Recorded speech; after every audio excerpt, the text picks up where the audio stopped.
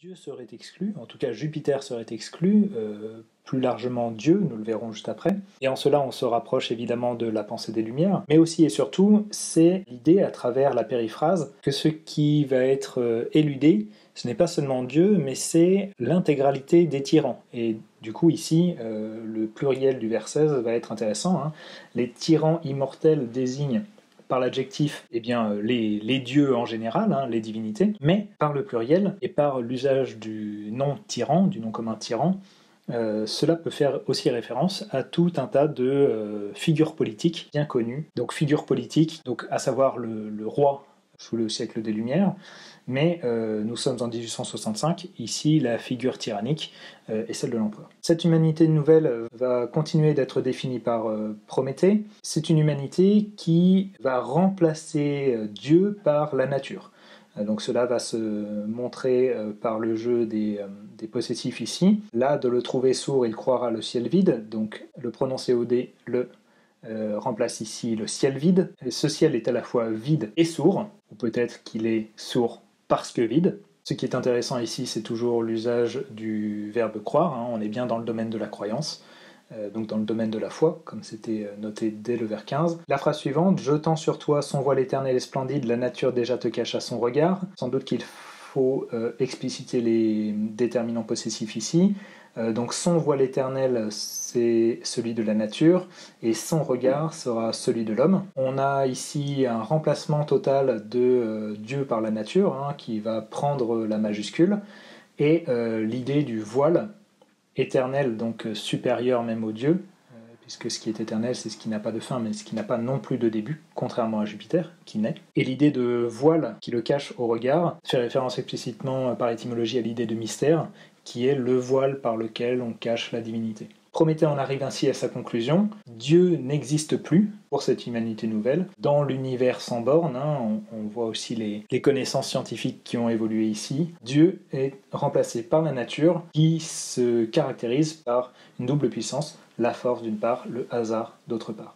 Et ainsi, finalement, c'est l'érection d'un modèle, nouveau modèle, un modèle scientifique dans lequel la connaissance est supérieure à la croyance. Ainsi donc, comment la figure de Prométhée est-elle réutilisée dans le cadre d'une philosophie héritée des Lumières ?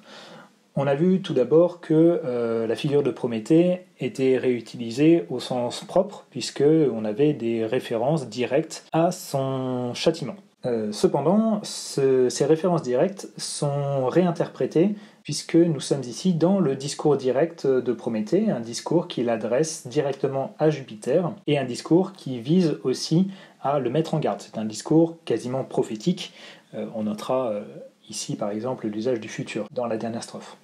De la même manière, cette révolte de Prométhée va être érigée en modèle, et en cela, véritablement, on peut y retrouver la philosophie héritée des Lumières, puisque cette révolte est clairement ce à quoi poussent les philosophes des Lumières. Révolte qui va se faire soit de manière passive, par exemple avec le recours à l'apologue pour échapper à la censure, ou alors dans le sang, hein, comme ce sera le cas pendant la Révolution française. Enfin, cette figure de Prométhée est réutilisée là encore dans le cadre de la philosophie héritée des Lumières, parce que Prométhée ne se révolte pas simplement contre Jupiter, il se révolte contre les dieux en général, peut-être même contre Dieu tout simplement, et aussi et surtout, il va se révolter contre toutes les figures d'autorité, y compris les figures d'autorité politique. Et en cela, il est intéressant de noter que cette poésie dite philosophique est tout de même écrite à l'époque du Second Empire. Vous m'avez posé la question de l'usage des modes impersonnels du vers 1 au vers 8.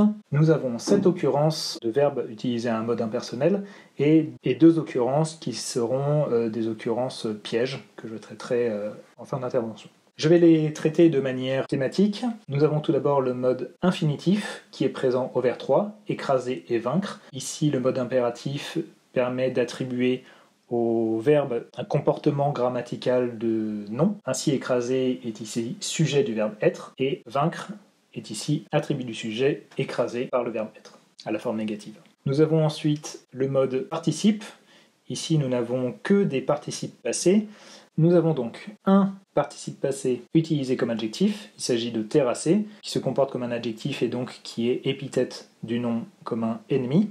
Et ensuite, nous avons 2 participes passés qui vont se comporter ici non pas comme des adjectifs, mais comme des noms. Penser au vers 5 et révolter au vers 6, on est sûr que ce sont des noms, d'une part parce qu'ils possèdent un déterminant, là est l'idée, et un, et ils sont complétés par des adjectifs héroïques et divins respectivement. Enfin, nous avons deux participes passés qui sont utilisés dans le cadre d'un temps composé, avoir dompté, donc ici il s'agit d'un infinitif composé, un infinitif passé, et acclouer, R8, utilisé dans le cadre d'un passé composé.